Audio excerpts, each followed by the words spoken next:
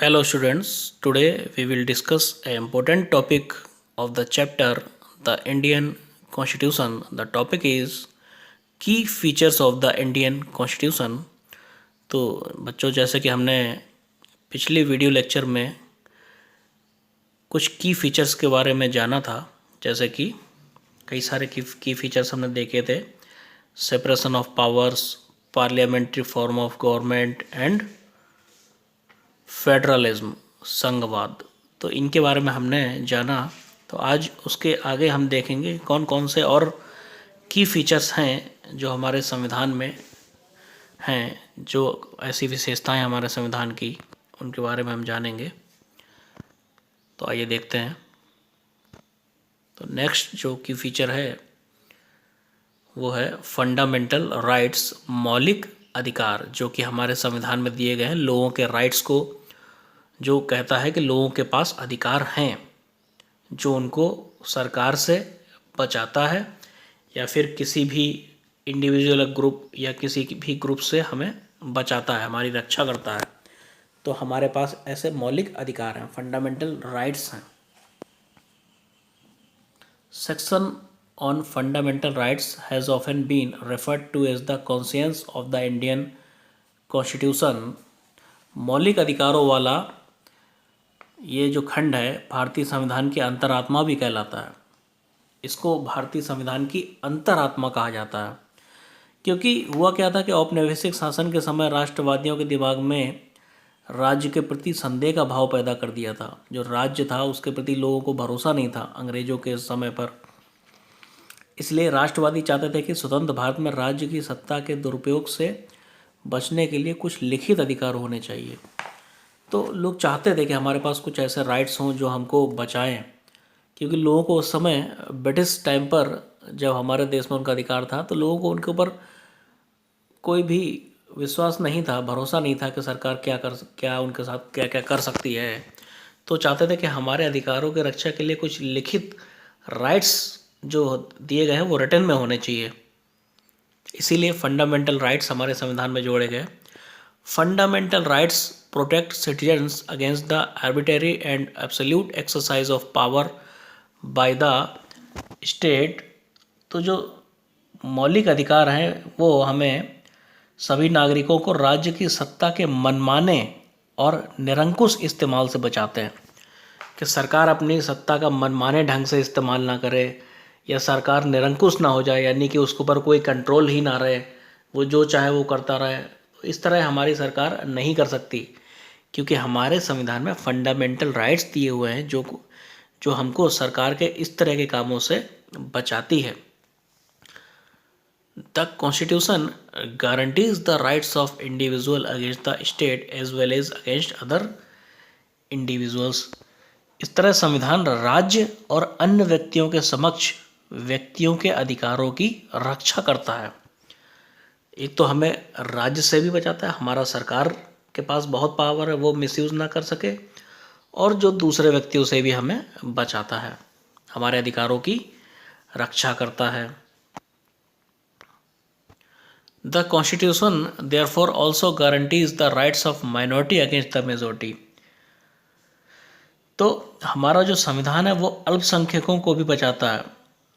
बहुसंख्यकों के से जो बहुसंख्यक हैं, मेजॉरिटी जो ज़्यादा लोग हैं और माइनॉरिटी जो कम है। तो हमारे देश में भी कई सारे ऐसे धर्म के लोग हैं जो माइनॉरिटी हैं और कुछ धर्म के लोग मेजॉरिटी में हैं।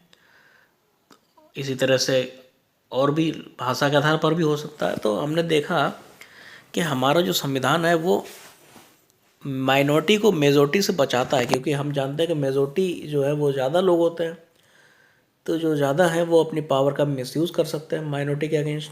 तो हमारा जो संविधान है वो हमें बचाता है कि मेजॉरिटी जो है वो माइनॉरिटी के अगेंस्ट कोई भी मिसयूज़ ना कर सके अपनी पावर्स का। Doctor Ambedkar has said about the fundamental rights, their object is to fold.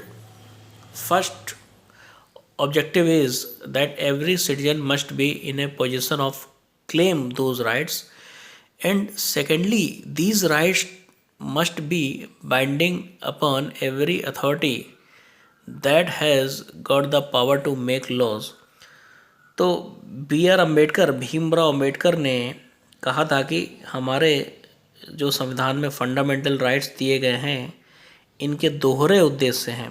पहला, हर एक नागरिक ऐसी स्थिति में हो कि वह उन अधिकारों के लिए दावेदारी कर सके, यानी कि वो अपने अधिकारों के लिए दावेदारी कर सकता है अगर उसके अधिकारों को कोई छीनता है। और दूसरा, ये अधिकार हर उस सत्ता और संस्था के लिए बाध्यकारी हों जिसे कानून बनाने का अधिकार दिया गया है। तो पहला तो यह है कि हम दावेदारी कर सकते हैं, अगर हमसे कोई कानून हमारे अधिकारों को छीनता है तो हम सीधे उसके लिए कोर्ट में जा सकते हैं। और दूसरा क्या है, जो सत्ता में वो संस्थाएं बाध्यकारी हैं इस कानून से, जो जिनके पास कानून बनाने का अधिकार है, जैसे कि लेजिस्लेचर। तो जो लेजिस्लेचर है उसके पास क्या अधिकार है कि वो कानून बना सकती है। तो जो लेजिस्लेचर है वो भी इसके साथ बंधी हुई है, वो भी इससे अलग नहीं है, वो भी इसके अगेंस्ट, हमारे संविधान के अगेंस्ट कोई भी कानून नहीं बना सकते। The Constitution also has a section called Directive Principles of State Policy.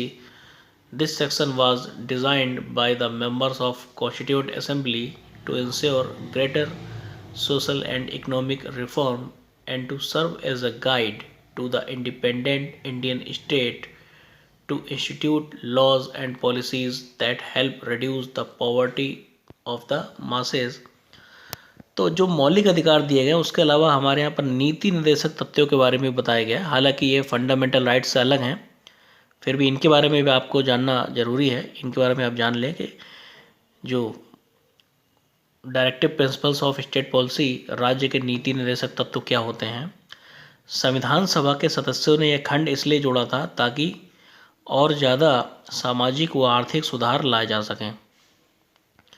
वे चाहते थे कि स्वतंत्र भारतीय राज्य जनता की गरीबी दूर करने वाले कानून और नीतियां बनाते हुए इन सिद्धांतों को मार्गदर्शक के रूप में हमेशा अपने सामने रखें। तो चाहते थे कि इस तरह से इन सिद्धांतों का पालन किया जाए, जब भी कोई पॉलिसी बनाई जाए तो इन सिद्धांतों को एज अ गाइड रखा जाए और इसी के आधार पर पॉलिसियाँ, नीतियाँ बनाई जाएं। हालांकि ये फंडामेंटल राइट्स में नहीं है, ये अलग है। तो अब हम आइए जान लेते हैं फंडामेंटल राइट्स जो है, मौलिक अधिकार कौन कौन से हैं, हमारे संविधान में कौन कौन से फंडामेंटल राइट्स दिए गए हैं। The fundamental rights in the Indian constitution, first है राइट टू इक्वलिटी, समानता का अधिकार। All persons are equal before the law, कानून के नज़र में सभी लोग समान हैं, कानून के सामने सभी लोग बराबर हैं, कोई भी कानून के लिए छोटा या बड़ा नहीं है। This means that all persons shall be equally protected by the laws of the country. इसका मतलब है कि सभी लोगों को देश का कानून बराबर सुरक्षा प्रदान करेगा। It also states that no citizen can be discriminated against on the basis of their religion, caste और sex। इस अधिकार में ये भी कहा गया है कि धर्म, जाति या लिंग के आधार पर किसी भी नागरिक के साथ भेदभाव नहीं किया जाएगा। Every person has access to all public places including playgrounds, hotels, shops, etc. सभी लोगों को खेल के मैदान, होटल, दुकान इत्यादि सार्वजनिक स्थानों पर जाने का अधिकार है। उन्हें उनके जाति या धर्म के आधार पर उनको रोका नहीं जा सकता। The state cannot discriminate against anyone in matters of employment। रोजगार के मामले में राज्य किसी के साथ भेदभाव नहीं कर सकता।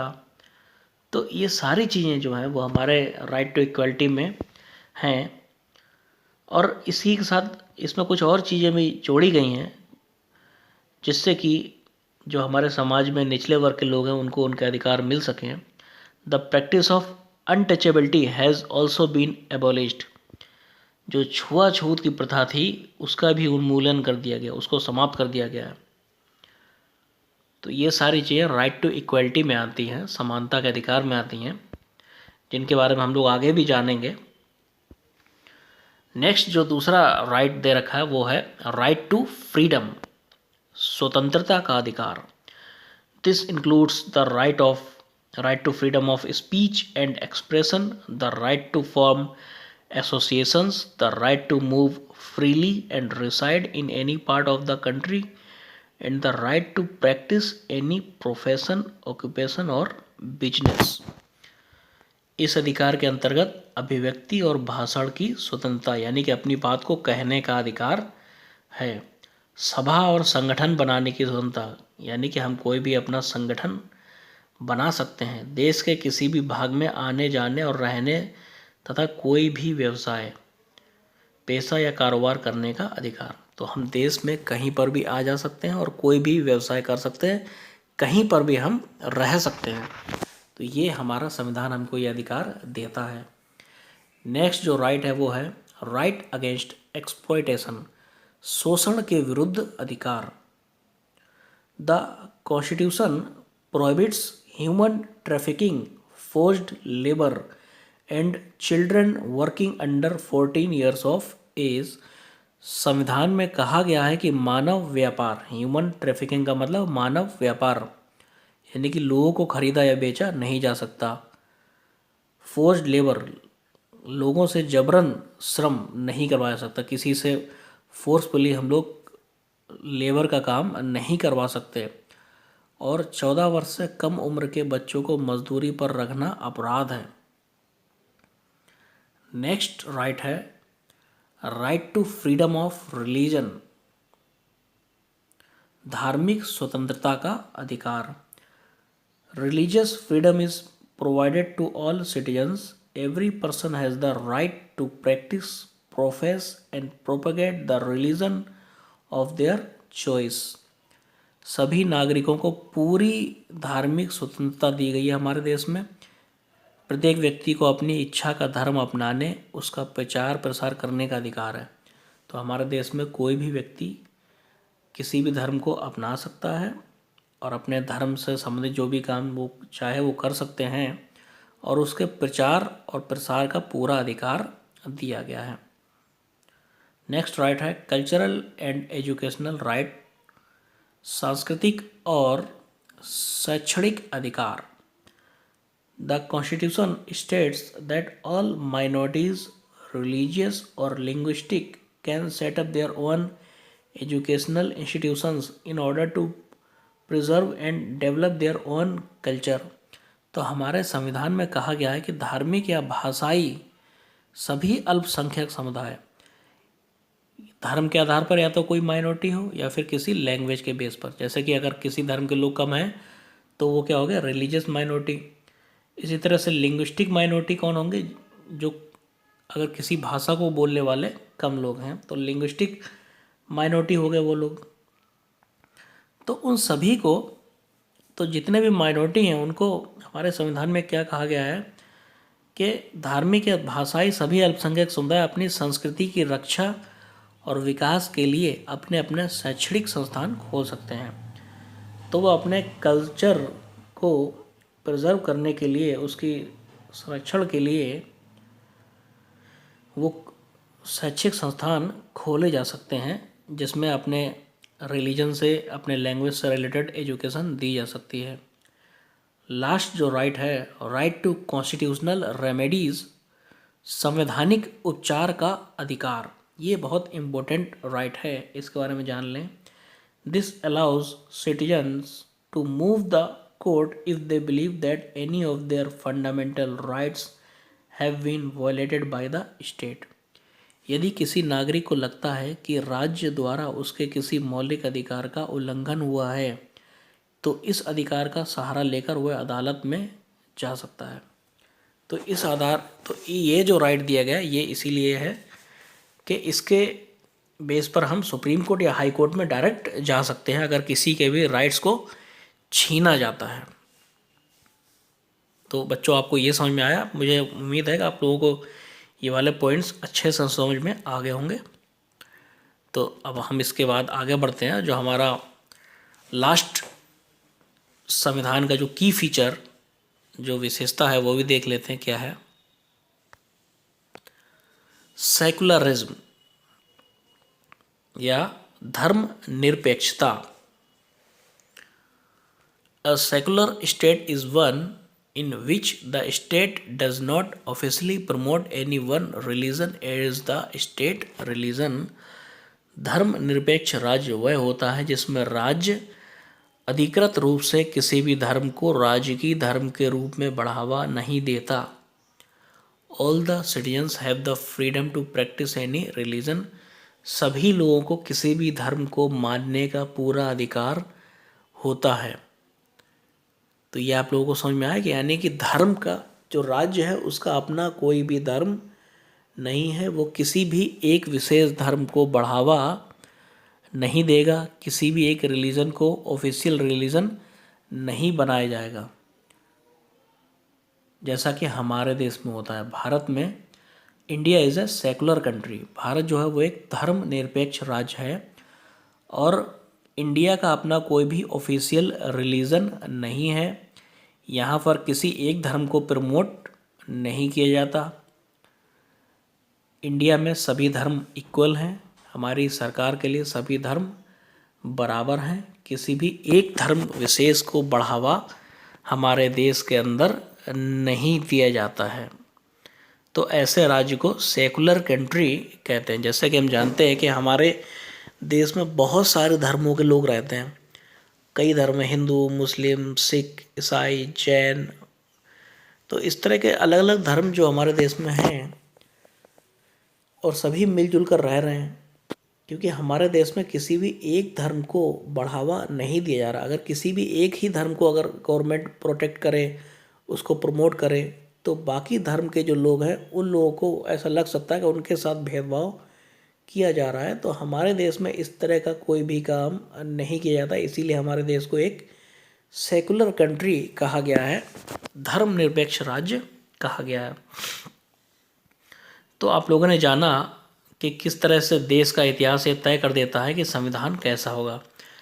तो हमारे देश के जो लोग थे उन्होंने आंदोलन किया और ये तय हुआ कि हमारे देश का संविधान किस तरह का बनेगा। The constitution plays a crucial role in laying out the ideals that we would like all citizens of the country to adhere to, including the representatives that we elect to rule us। संविधान उन आदर्शों को तय करने में एक महत्वपूर्ण भूमिका निभाता है जिन्हें हम अपने देश और अपने प्रतिनिधियों के जरिए साकार करना चाहते हैं। तो जो हमारी इच्छा थी कि हम इस तरह का हमारा देश हो, तो वो किसके जरिए पूरा हो सकता है? संविधान के जरिए। तो हमारे संविधान में वो सारे आदर्श आइडियल्स जो हमारे थे वो रखे गए हैं, जिससे कि हमारा देश उस तरह का बन सके जैसा कि हमारे लोग उस समय चाहते थे जब हमारा स्वतंत्रता आंदोलन चल रहा था। तो जिस तरह का देश का सपना उन्होंने देखा था, संविधान के थ्रू हम अपना देश उसी तरह का हमारा बन सकता है। तो बच्चों, मुझे पूरी उम्मीद है कि आप लोगों को ये टॉपिक अच्छे से समझ में आए होंगे आज के, और इसमें कोई भी चीज़ अगर आपको समझ में ना आए तो आप लोग क्वेश्चन कर सकते हैं। और कल मैं आपको इसकी एक वर्कशीट सेंड करूँगा जो आपको करनी है। धन्यवाद।